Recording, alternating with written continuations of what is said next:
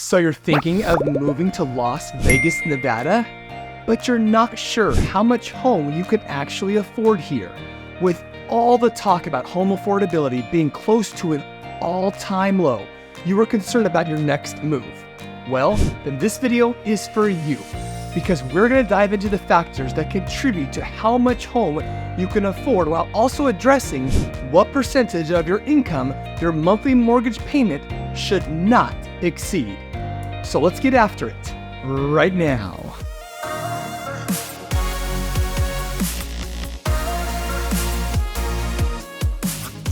If you are new to this channel and you want to know everything there is to know about eating, sleeping, working, playing the good and the bad about living in Las Vegas and the surrounding areas, then subscribe below and tap the bell for notifications so you can be the very first to know about the current market here in Las Vegas.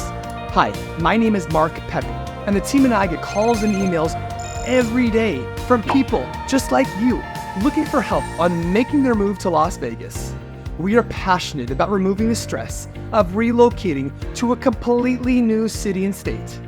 As a real estate professional here, it doesn't matter whether you are moving in 9 days or 90 days. Give us a call, shoot us a text, or send us an email, and we'll be more than happy to help you make a smooth move to Las Vegas.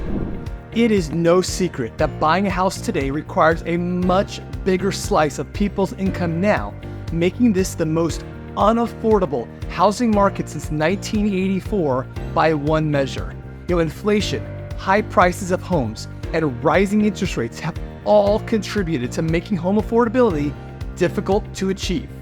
To put today's affordability levels in perspective, it would take some combination of up to 28% decline in home prices, a more than 4% reduction in the 30-year mortgage rates, or up to a 60% growth in the median household income to bring home affordability back to its 25-year average, according to a study at Black Knight. Those are some staggering stats.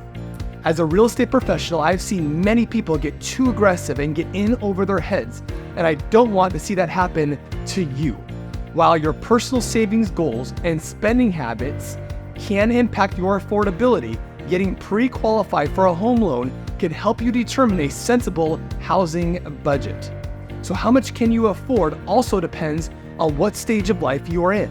Whether you are just starting out looking for your first home, or you're starting a family, maybe your family is growing and are looking for a larger home, or maybe you are getting ready to retire. No matter what stage of life you are in, purchasing a home is a big decision that will impact your personal financial landscape for the next 15 to 30 years. So it's important to calculate your monthly income and expenses carefully to avoid winding up with a mortgage loan you cannot pay in the long run. Ultimately, how much house you can afford will mainly depend on the following factors. The first being your annual income is obviously key. Next is your loan amount and mortgage term. Next is your current interest rates and closing costs. Then you have your down payment amount. Next is your debt to income ratio, otherwise known as DTI. It is the total of your monthly debt payments, which can include credit cards, car loans, student loans, child support, etc. This is divided by your gross monthly income, which shows as a percentage. Your DTI is one way lenders can measure your ability to manage monthly payments and repay the money you plan to borrow.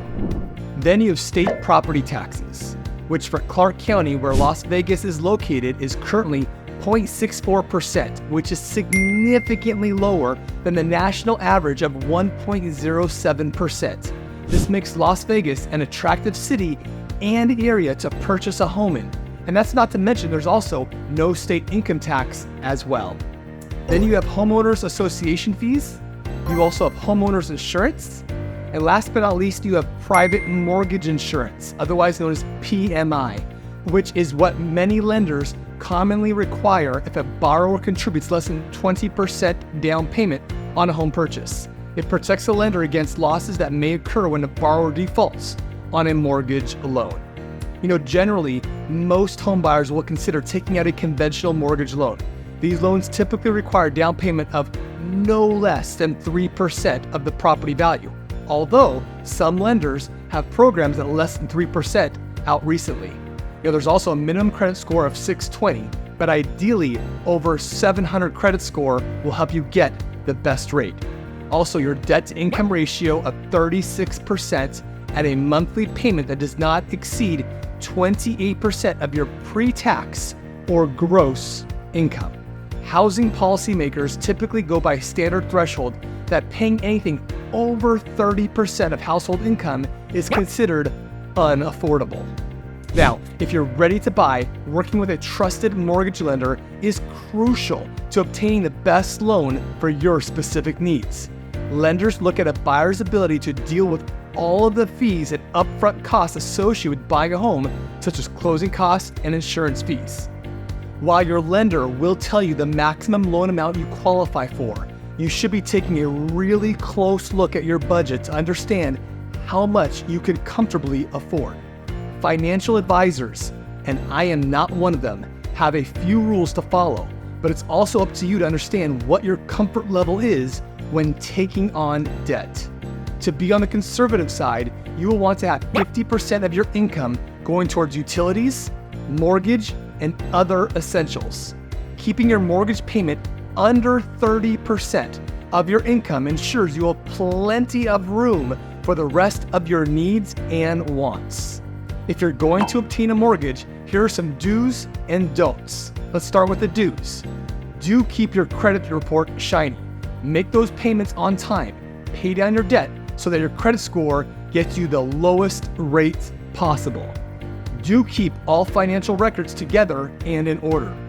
Do understand that all things or many things have changed. Underwriters at the bank are going to require a lot more documentation than in the past. Here are some don'ts. Don't apply for any new credit during the process because this may prevent you from actually closing. So that means no new car. And don't change jobs during the process as well. And don't make any undocumented deposits, like depositing large sums of cash. That can raise a really red flag with the banks. And don't be afraid to ask questions. Obtaining a loan is a process with many moving parts, so you need to understand what is really going on. It is also very important that you shop multiple lenders to get the best interest rate and terms. Not all lenders are created equally. Also, keep in mind, there are other loan types such as FHA, VA, and USDA that you may qualify for that may have fewer restrictions and provide you with other benefits. If you need recommendations on a preferred lender, I can definitely point you in the right direction. Well, I think this gives you a good overview in helping you determine how much you can actually afford as it relates to purchasing a home, hopefully here in Las Vegas. Owning a home can be a very rewarding experience and can be a tremendous vehicle to growing your net worth, but not getting in over your head with your monthly payments is critical to your financial health. I hope you enjoyed this video and found it informative. So please like and share this video. Please subscribe below and comment if you have any questions or found this video helpful. Also, be sure to check out our other videos on moving to Las Vegas and the surrounding areas so you can continue to get a realistic sense of what it would feel like to live here in the Las Vegas Valley. So whether you're moving in 9 days or 90 days, give us a call, shoot us a text, send us an email, or even book a Zoom appointment here in the description below. We can't wait to help you make a smooth and stress-free move to Las Vegas. So until next time, we hope to show you around town very, very soon.